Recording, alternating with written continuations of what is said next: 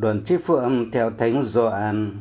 Ngày đầu tuần, Maria Magdalena đi ra mộ từ sáng sớm khi trời còn tối, và bà thấy tảng đá đã được lăn ra khỏi mộ. Bà liền chạy về tìm Simon Phêrô và người môn đệ kia được Chúa Giêsu yêu mến. Bà nói với các ông rằng người ta đã lấy xác thầy khỏi mộ. Đó là lời Chúa.